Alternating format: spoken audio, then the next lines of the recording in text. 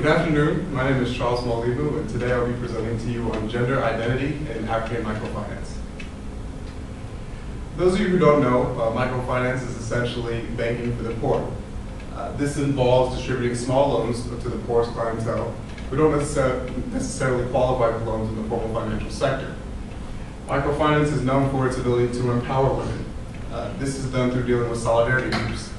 And these are coalitions of women who cover the cost of repayment when one or more members defaults. Moreover, microfinance is known for its ability to generate social capital. And this social capital is basically the increased sense of worth or sense of self-value that comes from participating in a support system in which members basically care about your well-being because it directly relates to their success. So you may be asking yourself, if microfinance so efficiently addresses the needs of women, why should we consider men for participation? And to me, the answer lies in the traditionally patriarchal societies in which microfinance institutions exist, especially in Africa.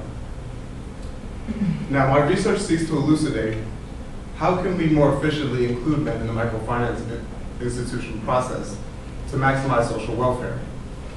And does excluding them have any implications for their psychological performance and interaction with their wives and their communities?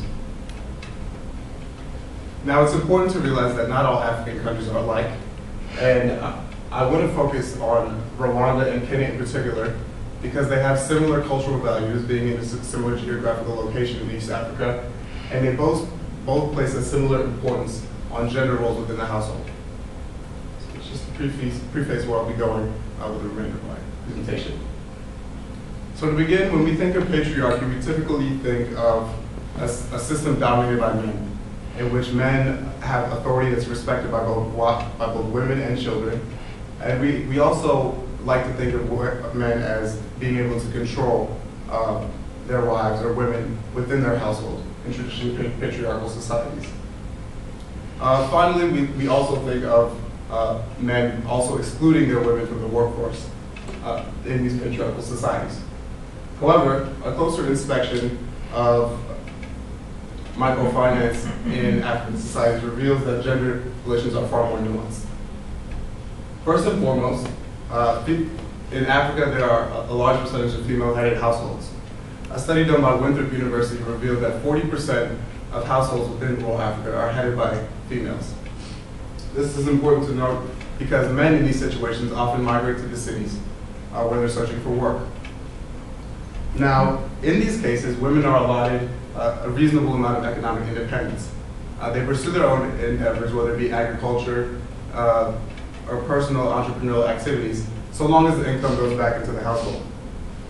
Now, this is key to note because microfinance institutions currently operate under the assumption that men would disapprove of cooperating with their wives or spouses in the process, and that they disapprove of them working at all. However, this is not the case. And I think going forward, it's unjustified to follow this assumption, given an analysis of gender relations. Finally, when we revisit patriarchy, we look at the kinship networks that characterize African society. And these kinship networks consist of elders, aunts, uncles, cousins, who basically pool their resources in the event that family members aren't able to complete their financial duties. And also, these kinship networks serve as a system of checks and balances when there's internal struggle and domestic strife. And up until this point, microfinance has failed to address these kinship networks, while solely dealing with women. So where's the problem? If women up until this point are able to pretty much function on their own and pretty much pursue their own economic endeavors free from any persecution, I still don't see a reason why we should include men. But the answer lies in the perception of men as decision makers within their households.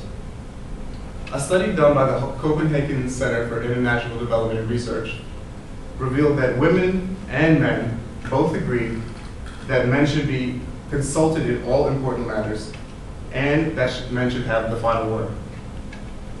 This is important because by excluding men, we're marginalizing them as decision makers and really heads in their communities.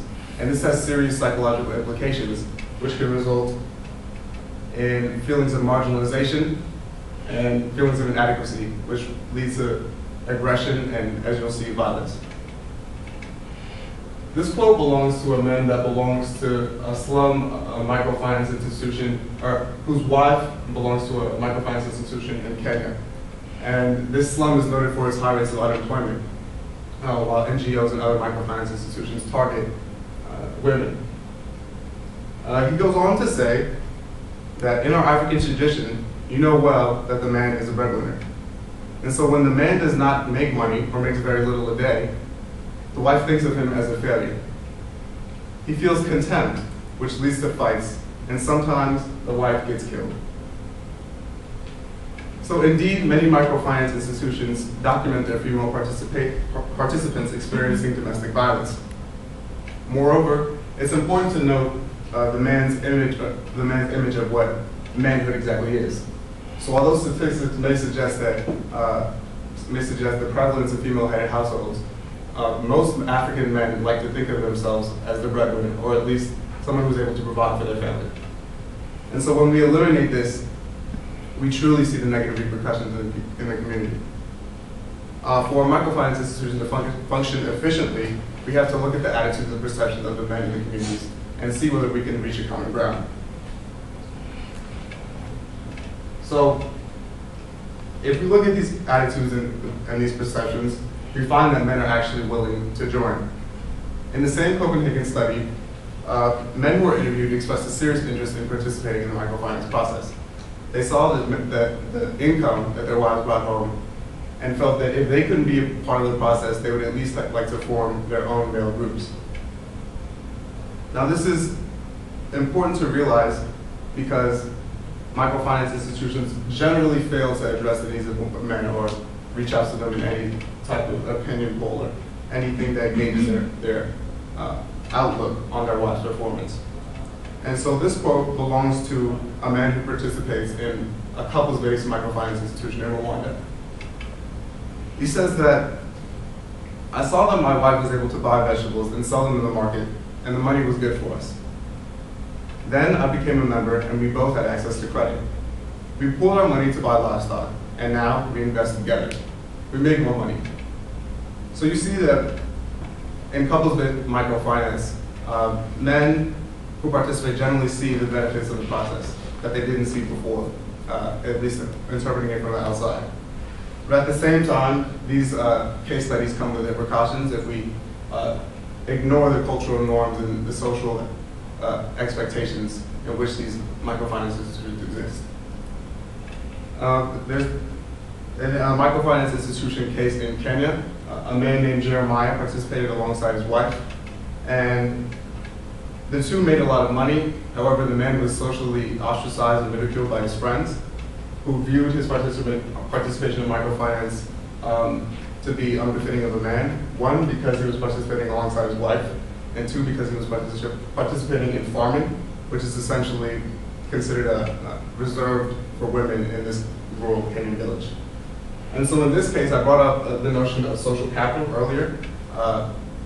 Social capital, women are able to gain that by joining in solidarity groups, and they get a support system or a sense of trust and self-worth. But in this case, the man is losing any type of social capital because he's lost his support system. And so microfinance institutions need to be sensitive to the environments in which they exist. And they need to better address this by finding a balance between including men in the microfinance process, but also keeping an active dialogue with community members to spread a positive image about the process. And so when formulating any policy, we must first, I think, recruit allies in the communities. And when I say this, I mean that we have to target the people who view microfinance positively, and we need them to reach out to their community members and other men in their community to dispel any notions of preconceived ill feelings towards microfinance. And this could be done more efficiently by reaching out to like elders or individuals who are really respected in their community. That way, the message is usually more efficiently received. Also, I believe we should promote this notion of microfinance among couples. It's important because not only are men directly involved with their wives in gaining income, but it generates a feeling of trust and security in the couple. And that makes microfinance participants more secure and likely to come back in the future without any incidents of violence. And finally, we have to target these extended kinship networks. Microfinance has failed to deal with these at all, but if we deal with these extended kinship networks, we can secure that base that serves as a financial backfall or a support system for these members, and also it increases the chance that microfinance turns into a family business for these kinship networks. And in that case, you don't even need to return for loans, and that's, I think, truly alleviating poverty in the long run. And so in conclusion, I just want to leave you guys with the notion that if we want to alleviate poverty through microfinance, we can't cut out any particular group, especially in Africa. I think gender relations and a cultural inspection of the norms in which they exist reveal that men and women already cooperate, and by excluding them, you're just ostracizing men for reasons that manifest themselves in violence and complications. And I think that if men are included in microfinance, we can maximize the social welfare that exists and also the empowerment of women in the long run. Thank you.